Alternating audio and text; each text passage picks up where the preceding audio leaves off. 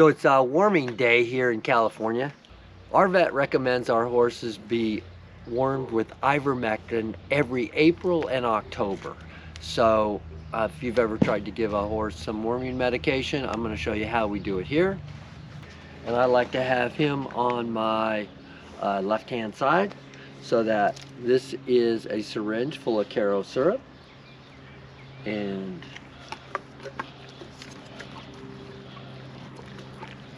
he doesn't mind that at all because it's Karo syrup. Then next, what we do is we put in the worming medicine.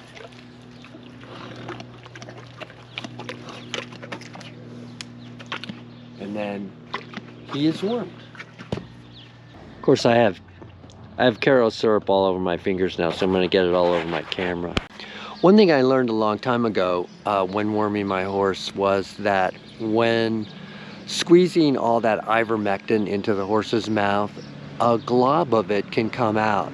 And I learned the hard way that ivermectin is extremely toxic to dogs, because this glob fell out of my horse's mouth and my dog licked it up. 6 hours later was exhibiting signs of toxicity. So I had to take him to the vet.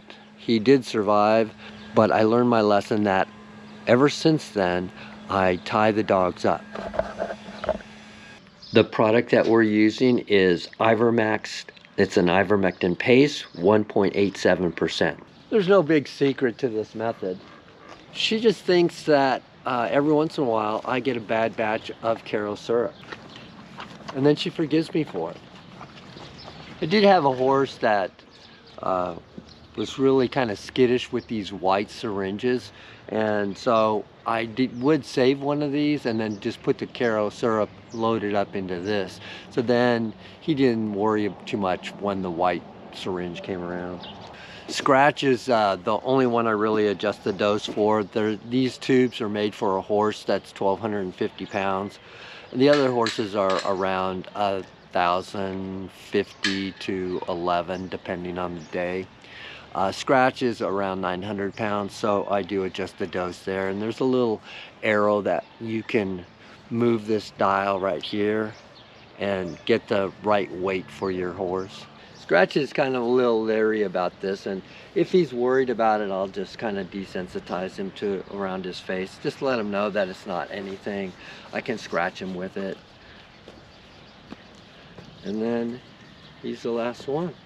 I like to hold the halter up by the little latch there, so if he does start flinging his head around, I can get out of the way.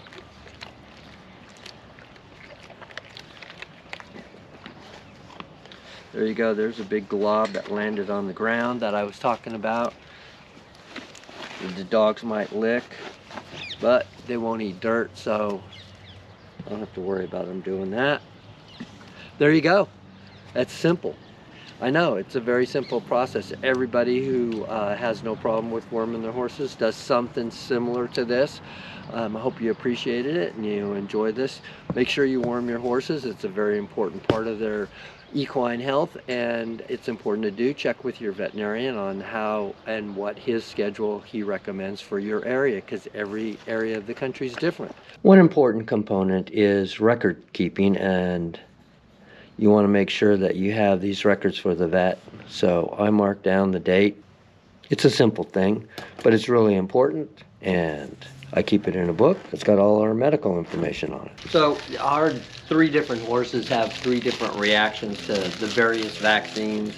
I keep track of those, and the vet says that you give them what they don't react to. So these are a Vetra vaccine by Boehringer Ingelheim, and for Scratch, he's going to get the West Nile virus today, which is a good vaccine for him. He might have a mild reaction to this, but I'll give him this vaccine today, and then a week from now I'll give him a tetanus vaccine, and then I'll track and see how he responds to these. My 25-year-old mare Jessie has a reaction to just about every vaccine, and so I don't give her any vaccines. She doesn't get out much, so I feel like she's pretty safe in that regard.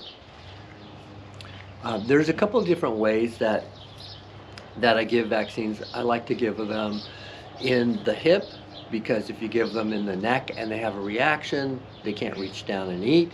So I like to give them in the hip, and then I use the trailer just to keep me safe because I'm a big chicken. So this is how I do it.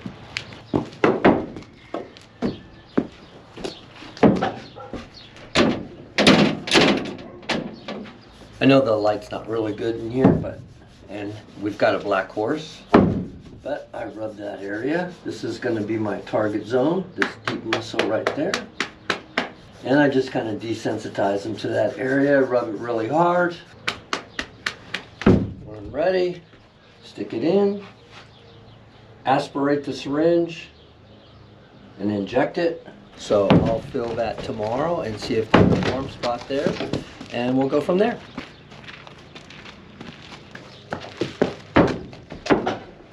So Max is going to get the Flu-Rhino shot today, and a week from now he's going to get a 5-way shot with West Nile and tetanus and all that other stuff.